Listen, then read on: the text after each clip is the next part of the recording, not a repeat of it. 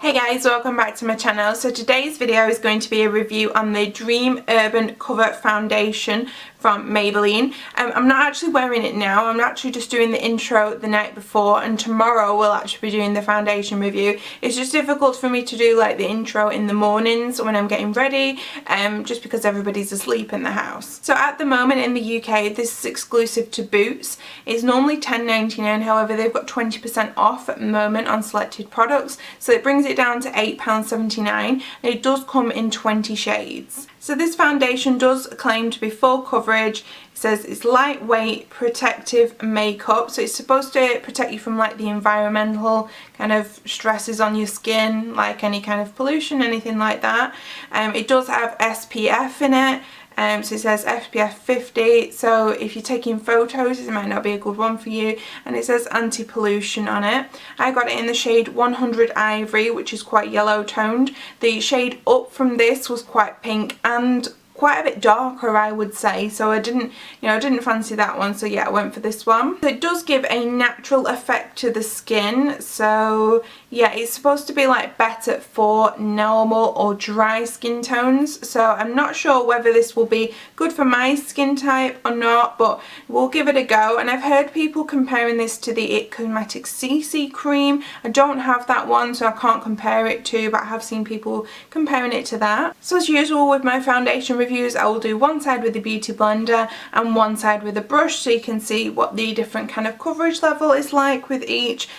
And I will also be using the Smashbox Photo Finish Primer. I just use this because it does nothing drastic to my skin. So the next clip I might look a little bit different because it will be the next morning for me filming, so I hope you don't mind. I'm only going to insert like a few clips. It's not going to be like a full getting ready, you know, it'll just be like a few little bits just so you can get an overall look of how the foundation looks.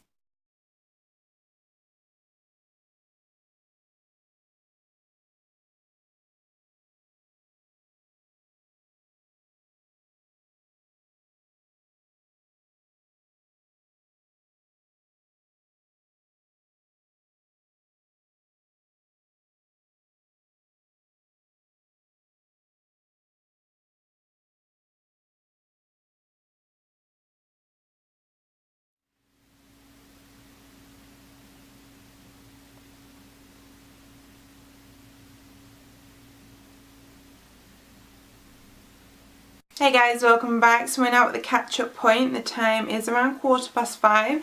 We're just going to see how this foundation has lasted throughout the day. So I put it on around 7:30 in the morning, and it's about 5:15 now, so it's had a very long wear, and as you can see and as predicted, I am quite oily. Now on the Boots website it did say this was for normal to dry skin, so I wasn't expecting it to hold up that great, so it's held up exactly how I thought it would, and I am quite oily in the T-zone, and that is because I have combination skin. I have an oily T-zone and I have like dry or normal cheeks. So even though the foundation does look quite oily, it's all still in place, because usually what would happen is it comes off on my nose and on my chin. Now it's come off on a little bit on my chin, but the majority of it is still there, and it's held up like all my blush and my contour and everything. All the foundation is still there. It is just a little bit shiny looking, but it's nothing that like a blotting sheet couldn't fix.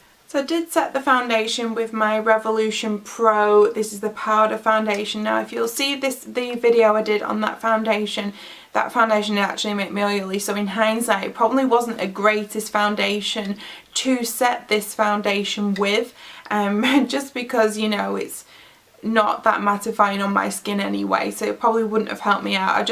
I like the coverage that this gives, and I thought, you know, it would help it out. And it also is a little bit pink toned, and with this being yellow toned I thought it might neutralise it a little bit more. The foundation has not oxidized on my skin, which I think is great, because usually Maybelline foundations do, like the Superstay oxidizes horribly on me and I look really orange. So yeah, the colour is really nice. I also have no texture on my skin, so I wish that this formula was more for combo kind of skin, because then it would be a really lovely foundation. Because when I first put it on, I really liked how my skin looks. There's no texture, my pores look quite good around this side of my face.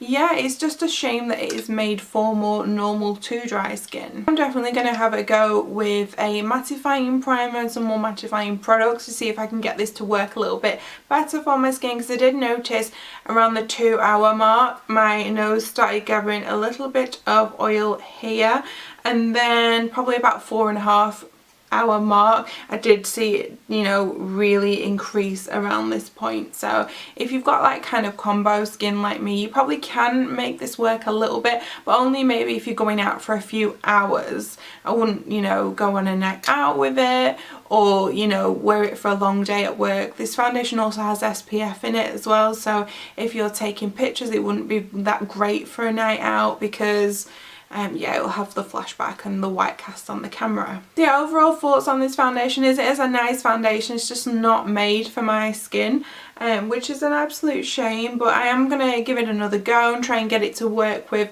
some other primers, maybe some setting sprays, different powders, things like that. I'm going to try and give it, you know, a couple of wears with other products, see if I can find something that works a little bit better for me. So it might work for you, but unfortunately it's not that great for me at the moment. So thanks for watching this video. I hope this was helpful. I will put all the details in the description box, and I will see you again shortly. Bye.